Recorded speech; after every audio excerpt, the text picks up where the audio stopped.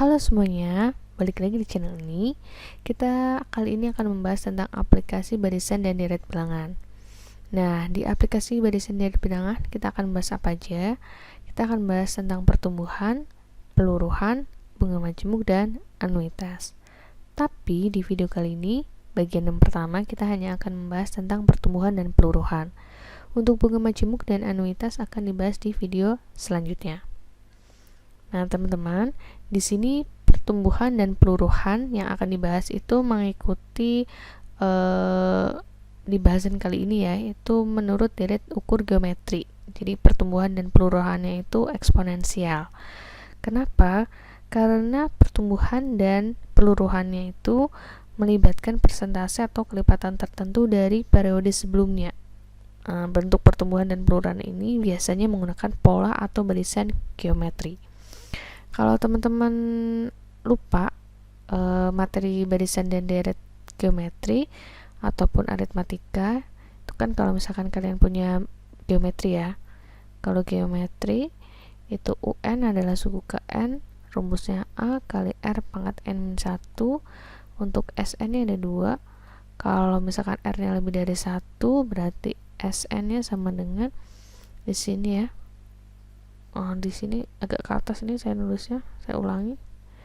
Nah, ini sini berarti SN-nya sama dengan A kali R pangkat N-1 per R-1 kalau dia R-nya lebih dari 1.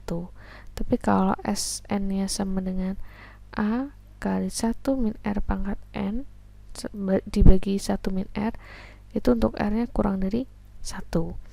Nah, di sini yang akan kita bahas itu menurut deret ukur geometri ya. Oke, kita masuk ke bagian pertumbuhan. Jadi pengertian pertumbuhan ini merupakan kenaikan atau pertambahan nilai suatu besaran terhadap besaran sebelumnya. Jadi ini tuh ibaratnya kayak nilainya suatu objek tuh bertambah atau meningkat, jumlah penduduknya meningkat, kasus kelahirannya meningkat, kemudian penduduk yang datang meningkat, itu juga bisa. Dan biasanya peristiwa yang termasuk dalam pertumbuhan itu ya tadi pertumbuhan penduduk, perhitungan bunga majemuk, kemudian ada juga pembelahan bakteri gitu ya. Jadi ada 2 nanti bentuknya pertumbuhan kalau diketahui dia persentasenya ini. Kemudian ada juga pertumbuhan kalau diketahui kelipatannya langsung. Oke, kalau yang pertama dulu diketahui persentase, karena pertumbuhan kita singkat aja PT, biar gampang. Pertumbuhan itu PT adalah nilai benda atau jumlah objek, jumlah penduduk setelah tahun ke T atau periode ke T. Kemudian P itu nilai awal, boleh nilai awal objek, nilai awal jumlah penduduk atau jumlah bakteri gitu ya. Kemudian R itu persentase pertumbuhan, ini berarti dalam bentuk persen. Kemudian T itu waktu atau periode ke sekian gitu ya, periode ke T. Kemudian di sini kalau diketahui kelipatannya langsung, jadi ada rumusnya beda. Ini pakai 1 plus R, kalau yang ini enggak, jadi langsung diketahui kelipatannya. Contohnya misalkan ini untuk kasus bakteri gitu ya, jadi bakteri membelah menjadi 2 kali lipat setiap jam gitu. Itu berarti ini langsung diketahui kelipatannya langsung atau rasionya langsung. Di sini kita menggunakan rumus ini. Untuk yang rumus yang pertama itu biasanya untuk kita menentukan jumlah penduduk, kemudian nilai suatu barang gitu ya, nilai atau harga gitu, biasanya pakai yang pertama. Oke, nah yang ini pertumbuhan ini rumusnya itu sebenarnya mirip banget seperti rumus yang ini, mencari UN dari geometri. Itu kan kalau UN geometri kan A kali R pangkat N-1. A di sini sebenarnya mirip seperti yang P ini. Kemudian R yang ini itu mirip seperti 1 plus R pangkat N-1 itu sebenarnya mirip sama T.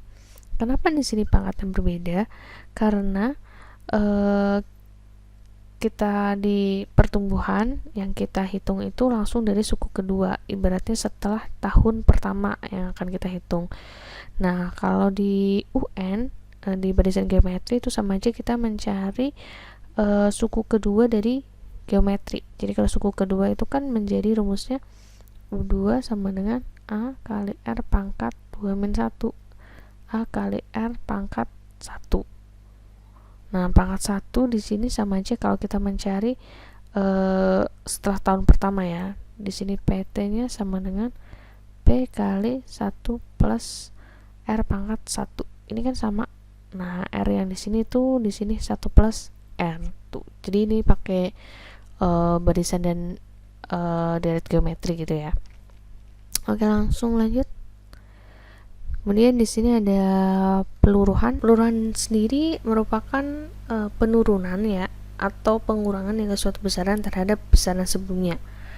Kayak mirip pertumbuhan tadi pengertiannya, tapi kalau ini peluruhan berarti berkurang. Dan biasanya kalau peristiwa masuk ke peluruhan itu penyusutan radioaktif, penurunan harga barang, kasus kematian, keluarnya penduduk kayak gitu ya, termasuk ke contohnya. Sama juga kalau diketahui persentasenya, sama diketahui dia kelipatannya langsung. Tuh, sama ini khusus biasanya soal-soal bakteri, pembelahan bakteri, amuba gitu ya. Nah, di sini untuk yang peluruhan rumusnya sama, hanya di sini bedanya dikurangi ya. PR itu nilai benda setelah tahun ke T atau periode waktu ke T, P itu nilai awal benda. Kemudian R di sini persentase peluruhan, T masih waktu sama. Untuk yang di sini yang diketahui kelipatannya langsung berarti sama juga, tapi K di sini adalah kelipatan dan rentangnya itu antara 0 kurang dari K kurang dari 1. Jadi nilainya antara 0 sampai 1. Kalau yang di pertumbuhan itu K-nya lebih dari 1. Oke. Kita lanjut ke latihan soal pertumbuhan dan peluruhan ya. Oke, kita masuk ke latihan soal yang pertama. Hasil sensus penduduk pada tahun 2013 mencatat bahwa jumlah penduduk suatu desa sebanyak 60.000 jiwa. Kemudian jumlah penduduk terus meningkat secara tetap dari tahun ke tahun. Pada tahun 2020, jumlah penduduknya diperkirakan mencapai 116.922 jiwa dan kita disuruh untuk menentukan tingkat pertumbuhan penduduk dari tahun ke tahun. Berarti di sini yang ditanyakan adalah R-nya ya. Berarti tulis di sini kalau rumusnya kan PT sama dengan P kali 1 plus R pangkat T. P di sini 60.000 berarti karena awal. Kemudian T-nya berapa di sini T-nya? Dari 2013 ke 2020 ya. Berarti hitungannya T-nya 7. Kemudian PT-nya 116.922 jiwa. Nah, tinggal kita di sini mencari nilai R-nya berapa gitu kan. Masukin aja ke rumus sama dengan ini kita tulis di sini. P-nya udah diganti 7. Berarti ini kan PT ya, tulis lagi deh. P kali 1 plus R pangkat T. P-nya 60.000 dikali 1 plus R pangkat 7. Berarti ini 116.922 60.000 dikali 1 plus R pangkat 7. Ini berarti untuk mencari 1 plus R pangkat 7, yang ini dibagi ini ya. 116.922 jiwa dibagi 60.000 sama dengan 1 plus R pangkat 7. Ini sendiri hasilnya saya hitung itu 1,9487 sama dengan 1 plus R pangkat 7. Nah, karena ini bentuknya pangkat, berarti supaya ini menjadi 1 plus R ini harus di akar 7 ya.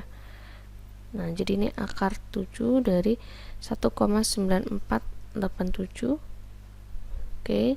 Kemudian di sini sama dengan 1 plus R. Nah, ini hitungnya pakai kalkulator ya. Oke, kalau pakai kalkulator diperoleh 1,0999. Itu sama dengan 1 plus R. Maka di sini R-nya 1,0999 dikurangi 1. Sama dengan 0, sebentar. Oh ya, ini bisa dibulatkan ya. ini menjadi 1,110 ya. Ini kan pembulatan ke depan jadi 1, ini bulatin lagi, ini jadi 1 ya kan, boleh gini dikurangi 1, ini sekitar 0,1 ya, 0,1 atau ini sama dengan 10%. Oke, jadi R nya 10%. Oke ya, lanjut. Yang nomor 2, hasil sensus penduduk pada tahun 2013 mencatat bahwa jumlah penduduk suatu desa sebanyak 60.000 jiwa, hampir mirip seperti nomor 1, dan peningkatan penduduk dari tahun ke tahun selalu tetap dengan tingkat pertumbuhan penduduknya 10%, dan berapa jumlah penduduk diperkirakan mencapai 155.622 jiwa. Ini yang ditanya adalah tahun, berarti T kita masukin di sini yang diketahui dulu 60.000 jiwa. Kemudian di sini tingkat pertumbuhannya 10%. 10% sama dengan 0,1 ya. Kemudian di sini PT-nya diketahui 155.622 jiwa. Nah, yang ditanya adalah di sini T-nya. Masukin aja ke rumus. PT sama dengan P kali 1 plus R pangkat T. PT-nya 155.622 jiwa sama dengan 60.000 dikali 1 plus 0,1 pangkat T. Ini balik lagi nih kayak yang cara sebelumnya, untuk mencari 1 plus 0 pangkat T, yang ini dibagi ini. 155.622 dibagi 60.000, ketemunya sebentar.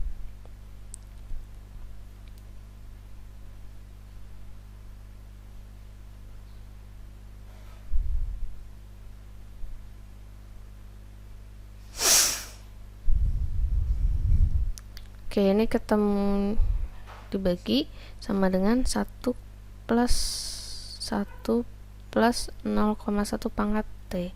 Ini sendiri nilainya 2,5937 sama dengan 1 plus 0,1 kan 1,1 pangkat T ya. Nah, di sini bedakan, kalau yang tadi itu T-nya udah diketahui ya. Kalian suruh mencari R-nya, berarti tinggal di akar. Kalau yang sekarang disuruh mencari pangkatnya ya. Kita bisa pakai logaritma. Jadi sini kasih logaritma. Ini yang sebelah kanan juga kasih logaritma 1,1 pangkat T. Ingat di sini log A pangkat B sama dengan B kali log A.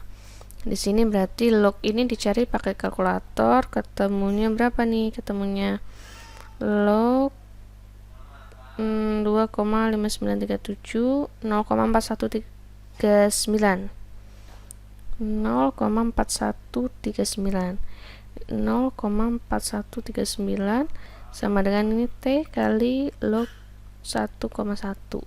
Di 0,4139 sama dengan T kali log 1,1 itu sekitar 0,04139. Berarti untuk mencari T-nya di sini tinggal dibagi 0,4139 dibagi 0,04139. Diperoleh di sini 10. Nah, ini belum jawab soal ya, karena yang ditanyakan adalah ini bukan yang T. Yang ditanyakan adalah pada tahun berapa jumlah penduduk diperkirakan mencapai sekian jiwa. Berarti ini udah dapet T, terus T-nya nanti ditambahkan dengan 2013. Berarti jumlah penduduk diperkirakan mencapai 155.622 jiwa ketika ini tinggal ditambahkan pada tahun 2023. Oke ya. Next. Oke ya, lanjut. Di nomor 3, harga jual tanah di sebuah perusahaan naik 10% per tahun. Akan tetapi, harga jual bangunan di atas tanah tersebut turun 5% per tahun. Dan pada saat dibeli itu adalah waktunya 4 tahun yang lalu. Itu berturut-turut harga tanahnya 100 juta. Kemudian, ini harusnya 100 juta ya, nggak mungkin 100.000. 100 juta ini 100 juta Nah, kemudian untuk harga bangunannya 90 juta. Tentukanlah harga jual di perumahan saat ini. Berarti kalau harga jual di perumahan berarti tanah termasuk bangunannya ya. Jadi kita hitung dulu satu-satu untuk harga jual tanahnya berapa, untuk harga jual bangunannya berapa. Berarti semakin meningkat kan yang harga tanahnya, berarti untuk yang tanah pakai konsep pertumbuhan ini sama dengan P kali 1 plus R pangkat T. PT di sini kita mau cari ya, berarti P-nya dari tahun berapa nih? 4 tahun yang lalu. Berarti 4 tahun yang lalu ke sekarang ya, berarti T-nya 4 sini sama dengan 100 juta. Kita tulis 100 juta nanti di sini dikali 1 plus ini berarti R-nya 0,1 ya berarti ya.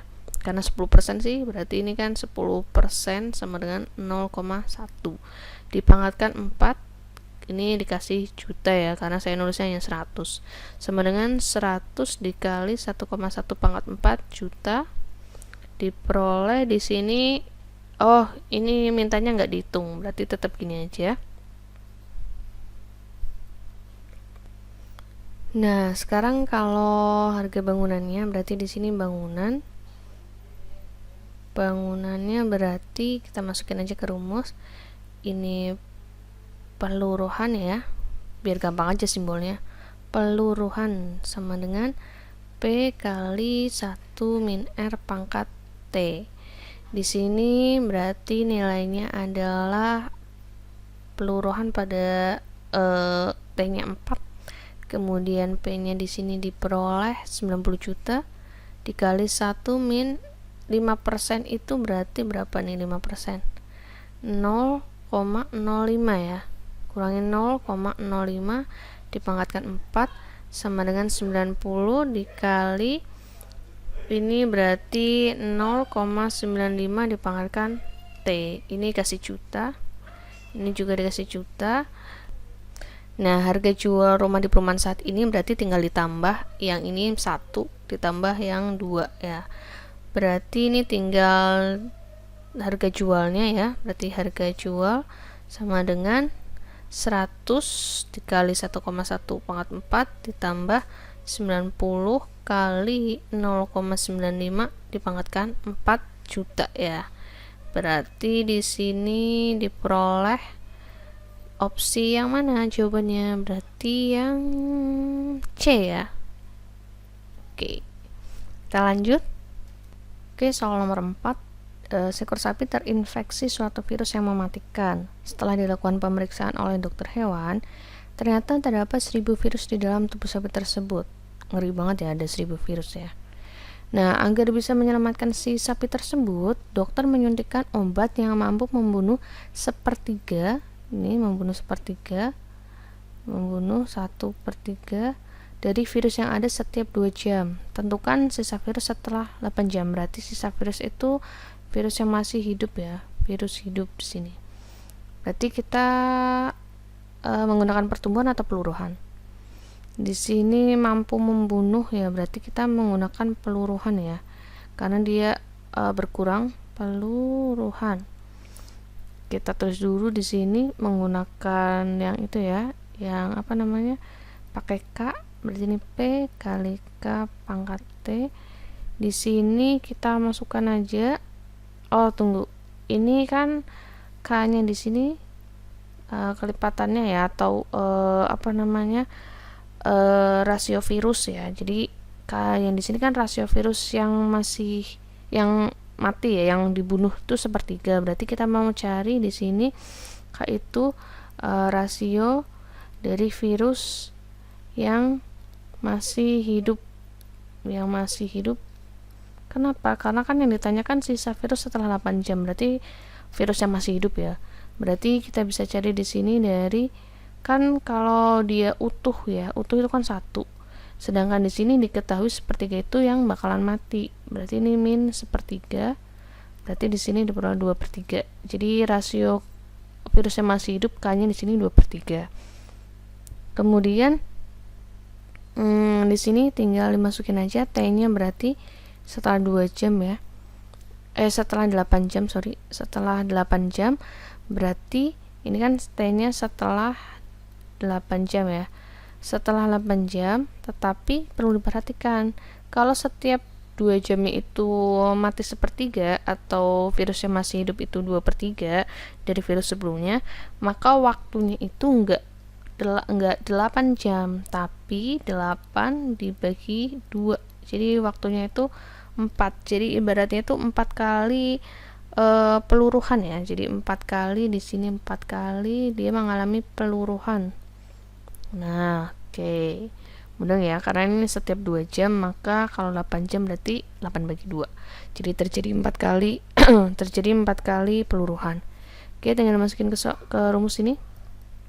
P-nya 1000 dikali K-nya berarti 2/3 dipangkatkan 4 sama dengan 1000 dikali 8 dikali 4 sama dengan 1000 dikali 16/81 ya, sama dengan ini dibagi kurang lebih ini ya. Ini tinggal dibagi aja, sama dengan 197,53086. Kita bulatin aja ya, berarti sisa virus yang masih hidup sekitar, ini pembulatan ke atas 198 virus ya. Jadi masih ada 198 virus yang masih hidup, Oke. Itu ya. Jadi soal nomor 4 itu yang diketahui kelipatannya atau rasio dari di sini rasio dari si virus yang bakalan kebunuh. Tetapi yang ditanyakan adalah virus yang masih hidup. Oke, sampai sini dulu, mudah-mudahan bisa bermanfaat penjelasan dari saya. Kita ketemu lagi di video kedua, nanti membahas tentang bunga majemuk, dan video selanjutnya tentang anuitas. Oke, see you, bye-bye. Terima kasih. Nanti kalau ada kritik, komentar, dan saran, silahkan ditulis di kolom komentar.